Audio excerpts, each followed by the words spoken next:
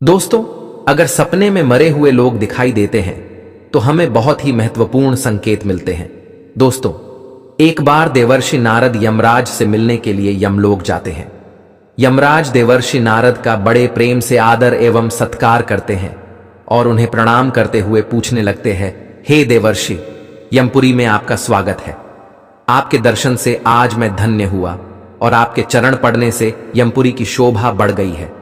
इस प्रकार से यमराज के द्वारा स्वागत किए जाने पर देवर्षि नारद प्रसन्न होते हैं और यमराज को भी प्रणाम करते हैं और कहते हैं, हे मृत्यु के देवता यमराज, आपको भी मेरा प्रणाम है। आपके आदर सत्कार से हम अत्यंत प्रसन्न हुए। फिर यमराज नारद जी से कहते हैं, हे देवर्षि, आज आपका यमलोक में आने का क्या प्रयोजन है? अवश्य ही कोई महत्वपूर्ण कार्य अथवा कोई महत्वपूर्ण समाचार लेकर आप आए होंगे, या फिर हमसे कोई भूल तो नहीं हुई है? कृपया बताइए, मैं आपकी क्या सेवा कर सकता हूं? तब देवर्षि नारद कहते हैं, हे धर्मराज, आप तो मृत्यु के तथा न्याय के देवता हैं।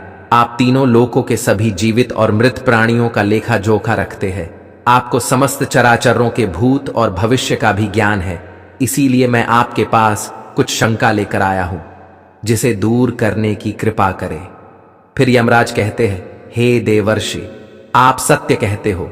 हम तीनों लोकों में निवास करने वाले सभी जीवित और मृत प्राणियों का लेखा जोखा अवश्य रखते हैं, किंतु आपके मन की बात जानना हमारे बस का नहीं है। आप तो तीनों लोकों की खबर रखते हैं। आप भगवान विष्णु के सबसे प्रिय भक्त हैं। आप समस्त शास्त्रों का भी ज्ञान रखते हैं। किंतु अगर आप मुझसे कुछ जानना चाहते हैं तो मैं अवश्य ही आपकी सहायता करूंगा। हे देवर्षि, आपकी जो भी शंका और प्रश्न है आप निसंकोच पूछ सकते हैं। मैं अपने सामर्थ्य के अनुसार उनका जवाब देने का प्रयास अवश्य ही करूंगा। देवर्षि नारद कहते हैं, हे यमराज, मैं पृथ्वी लोक का भ्रमण करके आया हूं। मैंने पिशाच, प्रेत, कूष्मांड, वेताल, चुड़ैल, पिशाचिनी आदि प्रकार की कई विचित्र चीजें देखी हैं जो जंगल में निवास करती है। इसके साथ ही मैंने देखा है ये सभी दुष्ट शक्तियां मनुष्यों को परेशान करती है, उन्हें दुख देती है। इसका क्या कारण है? ये सभी बुरी शक्तियां मनुष्यों को क्यों परेशान करती है? तथा मेरे मन में अन्य एक प्रश्न है कि मनुष्य कई बार सपने में अपने पूर्वजों को देखता है, तो इसका क्या अर्थ होता है? सपने में मरे हुए लोग दिखाई देने का क्या मतलब है? इससे मनुष्य को कौन से संकेत मिलते हैं? मैं समस्त मनुष्य जाति के कल्याण के लिए इन प्रश्नों के उत्तर जानने के लिए ही आपके पास आया हूं। नारद जी के प्रश्न सुनकर यमराज कहते हैं, हे देवर्षि, आपने समस्त मानव जाति के कल्याण के लिए उचित ही प्रश्न किए हैं। मैं आपको इन सभी प्रश्नों के उत्तर अवश्य देता हूं, किंतु उससे पहले मैं आपको एक अत्यंत पवित्र कथा सुनाता हूं। इस कथा में आपको सभी प्रश्नों के उत्तर मिल जाएंगे। आप इस कथा को ध्यान से अवश्य सुने। जो भी मनुष्य इस कथा का श्रवण करता है, मैं उसके 32 अपराध माफ करता हूं। तब नारद जी कहते हैं, हे धर्मराज, आप मुझे वह महान कथा सुनाइए, मैं इसे ध्यान से सुनूंगा। तो दोस्तों, फिर यमराज देवर्षि नारद को यह महान कथा सुनाते हैं। एक समय की बात है, मध्य देश में एक अत्यंत शोभायमान नगरी थी, जहां पर एक सेठ अपने 5 भाइयों के साथ निवास करता था। सेठ और उसके सभी भाइयों का विवाह हो चुका था और सभी बड़े प्रेम के साथ एक दूसरे के साथ रहते थे। सेठ के पास किसी चीज की कोई कमी नहीं थी। वह और उसके भाई बहुत मेहनती थे और मिलजुल कर व्यापार और खेती करते थे। पूरे नगर में सेठ के जितना कोई धनवान नहीं था। ये सारी संपत्ति सेठ को उसके पूर्वजों से ही प्राप्त हुई थी। सेठ के पूर्वज महादानी और दयावान थे। वे सभी दान धर्म तथा अनेक प्रकार के यज्ञ, हवन आदि धार्मिक कार्य किया करते थे। किंतु सेठ कंजूस स्वभाव का था और उसके अंदर पूर्वजों के लक्षण नहीं थे। सेठ ना दान धर्म करता और ना ही यज्ञ तथा हवन आदि कार्य करता था। सेठ ने धन तो बहुत इकट्ठा किया था, किंतु उसने कभी अपने धन का सदुपयोग नहीं किया। उसने कभी किसी को फूटी कौड़ी भी दान में नहीं दी और ना ही उसने कभी दूसरों को भोजन कराया। सेठ के पूर्वज तो मंदिरों में भंडारा दिया करते थे, गरीबों को वस्त्र तथा अन्न का दान किया करते थे, लेकिन सेठ ने अपने पूर्वजों का कभी अनुसरण नहीं किया। वह हमेशा ही धन कमाने में और धन का संचय करने में लगा रहता था, जिससे उसके पास बहुत सारी धन संपत्ति तो हो गई, लेकिन उसके पूर्वज उससे बहुत दुखी और नाराज हो गए। सेठ के पूर्वजों को अपने पुत्र का व्यवहार ठीक नहीं लगता था इसी कारण से वे पितृलोक में भी दुखी ही रहा करते थे। धन कमाने के लालच में सेठ इतना उन्मत्त हो गया कि वह अपने पूर्वजों को भी भूल गया और उसने अपने पूर्वजों का श्राद्ध तथा तर्पण आदि कार्य करना भी बंद कर दिया, जिससे उसके पूर्वजों की आत्मा की तृप्ति नहीं होती थी। वे अपने पुत्र के ऐसे व्यवहार से दुखी रहने लगे। फिर एक दिन उस सेठ के पूर्वज चर्चा करते हैं और उससे मिलने के लिए जाने के विषय में सोचते हैं। फिर सभी पितृगण यमराज के पास जाते हैं और उनसे प्रार्थना करने लगते हैं। वे सभी पितृ यमराज से कहते हैं, हे धर्मराज, हमारे पुत्रों की मति भ्रष्ट हो गई है, जिस कारण से हमारी संतुष्टि नहीं हो रही है। कृपया आप हमें हमारे पुत्रों से मिलने के लिए एक बार जाने दें। हम हमारे पुत्रों को समझा कर लौट आएंगे, उन्हें शास्त्रों का ज्ञान देकर फिर से यमलोक लौट आएंगे। तब यमराज ने उन्हें आज्ञा देते हुए कहा, हे महात्माओं, तुम अपने पुत्र को मिलने के लिए तो नहीं जा सकते, किंतु तुम अपने पुत्र को स्वप्न के माध्यम से संकेत अवश्य दे सकते हो। फिर वे सभी पितृ इस बात पर सहमत हो जाते हैं और एक एक करके अपने सभी पुत्रों के सपनों में जाकर उन्हें दर्शन देते हैं। सबसे पहले वे अपने बड़े पुत्र के अर्थात उस सेठ के सपने में उसे दर्शन देते हैं और उसे संकेत देते हैं, किंतु उनका बड़ा पुत्र उनके संकेतों को समझ नहीं पाता है। दूसरे दिन जागने पर वह उस सपने को भूल जाता है और अपने पितरों के द्वारा दिए गए संकेतों को भी नजरअंदाज कर देता है। फिर सभी पितृगण अन्य पुत्रों के सपनों में जाकर भी उन्हें दर्शन देने लगते हैं तथा उन्हें अनेक प्रकार के संकेत भी देते हैं, लेकिन उनके बाकी पुत्र भी उन संकेतों को दुर्लक्ष्य कर देते हैं। कोई भी अपने पूर्वजों के द्वारा बताए हुए संकेतों को समझ नहीं पाता है, जिससे सभी पितृगण अत्यंत दुखी और नाराज हो जाते हैं। सेठ और उसके भाई धन कमाने के लालच में पूरी तरह अंधे हो चुके थे। उन्हें पूर्वजों के द्वारा प्राप्त दिव्य संकेतों का महत्व कुछ भी नहीं लगता था, किंतु पितरों के स्वप्न में दर्शन देने के कुछ ही दिनों के बाद उस सेठ को व्यापार में नुकसान उठाना पड़ता है। उसे व्यापार में बहुत ज्यादा घाटा होने लगता है, जिससे उसकी सारी धन संपत्ति नष्ट हो जाती है। सभी भाइयों में वाद विवाद और लड़ाई झगड़े होने लगते हैं। पूर्वजों द्वारा जमा की हुई सारी जमीन जायदाद को वे बेच डालते हैं और पूरी तरह से बर्बाद हो जाते हैं। सभी भाई एक दूसरे से अलग हो जाते हैं और अपना अपना पेट पालने में लग जाते हैं। उधर स्वर्गलोक में पितरों को अपने पुत्रों की ऐसी दुर्गति देखकर बहुत पीड़ा होने लगती है। सभी पितृगण अत्यंत दुखी और उदास हो जाते हैं। फिर से वे सभी यमराज के पास जाते हैं और कहने लगते हैं, हे धर्मराज, हमसे हमारे पुत्रों की ऐसी दुर्गति नहीं देखी जाती है। हमारे द्वारा किए गए सभी पुण्य कर्मों को हमारे पुत्रों ने नष्ट कर डाला है। कृपया आप कुछ ऐसा उपाय करें जिससे हमारे पुत्रों को उनकी भूल का पता चल जाए। फिर यमराज उन पितरों से कहते हैं, हे महात्माओं, तुम्हारी इस व्यथा को मैं समझता हूं, मैं तुम्हारी अवश्य ही सहायता करूंगा। फिर दोस्तों यमराज एक साधु का रूप धारण करके पृथ्वी पर आते हैं और उन पितरों के पुत्रों को मिलने के लिए जाते हैं।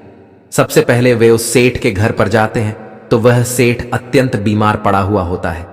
सेठ की पत्नी साधु का स्वागत करती है और दान करने लगती है तो वह साधु कहता है, हे पुत्री, तुम्हारे घर में पितृ दोष है, उसी कारण से तुम्हारे पति की यह दशा हुई है। तुम्हारे पति के कर्मों के कारण उसके पूर्वज रुष्ट हुए हैं। साधु की बात सुनकर सेठ पूछने लगता है, हे साधु, मैंने ऐसा कौन सा पाप किया है जो मेरा सब कुछ बर्बाद हो गया? मेरे भाई भी मुझे छोड़कर चले गए और मैं बीमार पड़ गया। तब वह साधु कहता है, हे पुत्र, तुमने अपने पूर्वजों को नाराज किया है। तुम्हारे पूर्वजों ने जो संपत्ति और पुण्य अर्जित किया था उसे तुमने और तुम्हारे भाइयों ने नष्ट कर दिया। इसी कारण से तुम्हारी यह दुर्गति हुई है। तुम्हारे पूर्वजों ने सपने में आकर तुम्हें कई महत्वपूर्ण संकेत दिए थे, किंतु तुमने उन संकेतों को दुर्लक्ष्य कर दिया और अपने पूर्वजों को अपमानित किया है। यही कारण है कि तुम्हारा सारा वैभव नष्ट हो चुका है। इस प्रकार से उस साधु के द्वारा बताने पर उस सेठ को सब कुछ पता चल जाता है। उसे याद आता है कि उसके सपने में उसके पूर्वजों ने उसे दर्शन दिए थे। वह सेठ उस साधु से कहता है, हे साधु महात्मा, आप सत्य कह रहे हैं। हमारे पूर्वजों ने हमें सपने में दर्शन अवश्य दिए थे, किंतु हम उनके द्वारा दिए गए संकेतों को समझ नहीं पाए। कृपया आप मुझे सपने में पूर्वजों को देखने पर क्या संकेत मिलते हैं, इस बारे में बताइए। फिर वह साधु कहते हैं, हे पुत्र, अब तुम ध्यान से सुनो। मैं तुम्हें सपने में पूर्वज दिखाई देने पर मिलने वाले संकेतों के बारे में बताता हूं। यमराज कहते हैं, हे पुत्र, यदि पितरों का उद्धार नहीं होता है तो वे प्रेत योनि में ही मृत्यु लोक पर भटक रहे होते हैं। वे भूख प्यास से व्याकुल होकर अपने परिवारजनों के घर में प्रवेश करते हैं। यदि सपने में घोड़ा, हाथी, बैल अथवा मनुष्य का विकृत रूप दिखाई पड़े तो समझ जाना चाहिए कि पितृगण अपने पुत्रों के व्यवहार से अत्यंत दुखी है। जो मनुष्य पशु पक्षियों को अन्न का दान नहीं करता है तो उसके पितृ अत्यंत दुखी होकर पशुओं का रूप धारण करके सपने में दर्शन देते हैं। यदि कोई ऐसा सपना आता है जिसमें कोई पशु अथवा जानवर मनुष्य की वाणी में बोलता हुआ दिखाई दे अथवा कुत्ता, बैल, गाय आदि प्राणी मनुष्य की तरह बातें करते हुए दिखाई पड़ते हैं तो इसका यह अर्थ होता है कि मनुष्य के पितृ उससे अत्यंत रुष्ट है। ऐसे मनुष्य को भविष्य में भयंकर अपमान का सामना करना पड़ सकता है। ऐसे मनुष्य के जीवन में क्लेश होता है। उसके भाई बंधु पशुओं की भांति युद्ध करने लगते हैं। यमराज कहते हैं, यदि सपने में मृत परिजन कुछ मांगते हुए दिखाई देते हैं तो इस स्वप्न को मनुष्य को कभी दुर्लक्ष्य नहीं करना चाहिए। इस सपने का यह अर्थ है कि उस मनुष्य के पूर्वज असंतुष्ट है, उनकी पितृलोक में तृप्ति नहीं हो रही है। जिस मनुष्य को सपने में उसके मृत पूर्वज कुछ मांगते हुए दिखाई पड़ते हैं तो उस मनुष्य का सारा अन्न भंडार समाप्त हो जाता है। वह घोर दरिद्रता में पड़ जाता है, वह भिखारी बन जाता है। इसीलिए उस मनुष्य को तुरंत ही अन्न का दान करके अपने मृत पूर्वजों को संतुष्ट करना चाहिए। यदि सपने में पूर्वज क्रोधी अवस्था में दिखाई देते हैं तो उस मनुष्य के पूर्वज उसके कार्यों से संतुष्ट नहीं है। वह मनुष्य जो भी कार्य अथवा व्यापार कर रहा है उसे उसमें नुकसान अवश्य उठाना पड़ता है। उसके द्वारा किए गए सभी कार्य व्यर्थ हो जाते हैं और उनका कोई फल उसे प्राप्त नहीं होता है। यदि सपने में पूर्वज दिखाई पड़ते हैं और अचानक से अदृश्य हो जाते हैं तो आने वाले समय में उस मनुष्य पर कोई बड़ा संकट आने वाला है, ऐसा समझना चाहिए। यदि सपने में कोई मनुष्य अपने मृत परिजनों को रोता हुआ देखता है तो उसके पूर्वज उसे यह संकेत दे रहे हैं कि उसे भविष्य में नुकसान उठाना पड़ेगा। उसका सारा धन वैभव नष्ट हो जाएगा और उसे भयंकर दरिद्रता का सामना करना पड़ेगा।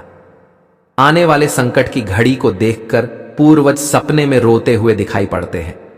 यदि सपने में पूर्वज गंदे और मैले वस्त्र पहने हुए दिखाई देते हैं तो निश्चित ही उस मनुष्य का सारा धन नष्ट हो जाएगा, वह धनहीन हो जाएगा। तब वह साधु कहता है, हे पुत्र, यदि तुम्हें भी इस प्रकार के सपने दिखाई पड़े हैं तो तुम्हें अपने पूर्वजों को प्रसन्न करने के लिए दान, धर्म, तर्पण, श्राद्ध आदि कर्म करने चाहिए, जिससे तुम्हारे सभी कष्ट दूर होंगे। उस साधु की बात सुनकर उस सेठ को अपनी गलती का एहसास हो जाता है और वह तुरंत ही अपने भाइयों के पास जाता है और उन्हें साधु के द्वारा बताई हुई बात बता देता है। फिर सभी भाइयों को समझ में आ जाता है कि उनके पूर्वज उन्हें सपने में आकर संकेत दे रहे थे। फिर वे सभी भाई मिलकर नदी के तट पर जाते हैं और अपने पूर्वजों के लिए श्राद्ध, तर्पण, दान, धर्म आदि कार्य करते हैं और अपने पितरों को संतुष्ट करते हैं। फिर एक दिन उनके पूर्वज उनके सपने में आकर उन्हें दर्शन देते हैं और उन्हें नाना प्रकार के संकेत देते हैं। यमराज नारद जी से कहते हैं, हे देवर्षि, जब मनुष्य के पूर्वज संतुष्ट हो जाते हैं तब मनुष्यों को अनेक प्रकार के संकेत प्राप्त होते हैं। यदि सपने में मृत परिजन सिर पर हाथ फिराते हुए दिखाई देते हैं, इस सपने का अर्थ यह है कि वे बहुत अधिक प्रसन्न हैं। पूर्वज यह संकेत दे रहे हैं कि उस मनुष्य के जीवन में कुछ बहुत ही अच्छा होने वाला है। यदि पूर्वज मनुष्य की ओर हाथ बढ़ाते हुए दिखाई देते हैं तो पूर्वज यह संकेत दे रहे हैं कि मनुष्य जो भी काम कर रहे हैं उससे वे संतुष्ट हैं और उसे उस कार्य में अवश्य ही सफलता प्राप्त होगी। यदि सपने में पूर्वज स्वस्थ दिखाई देते हैं, उनके मुखमंडल पर तेज दिखाई देता है और उनके वस्त्र चमकीले और सफेद रंग के होते हैं तो उन पितरों को मुक्ति मिल चुकी है, ऐसा समझना चाहिए। अगर सपने में पूर्वज दूर आकाश में बादलों पर बैठे हुए दिखाई देते हैं तो यह शुभ संकेत है। मनुष्य के पूर्वज अत्यंत प्रसन्न है और उसे आशीर्वाद दे रहे हैं। इस प्रकार से उन सभी भाइयों को पूर्वजों के द्वारा शुभ संकेत प्राप्त होते हैं और उनका खोया हुआ सारा धन और संपत्ति उन्हें वापस मिल जाते हैं और सभी भाई मिलजुल कर एक साथ रहने लगते हैं और सुखपूर्वक 100 वर्षों तक जीवन व्यतीत करके दिव्य विमानों में बैठकर पितृलोक चले जाते हैं। तो दोस्तों, इस प्रकार से यमराज ने देवर्षि नारद को पितरों के द्वारा मिलने वाले संकेत बताए हैं। आपको यह कथा कैसी लगी कमेंट करके जरूर बताएं। जानकारी अच्छी लगी तो वीडियो को लाइक करें और कमेंट में जय श्री कृष्ण जरूर लिखें। साथ ही चैनल को सब्सक्राइब करें। आप सभी का धन्यवाद।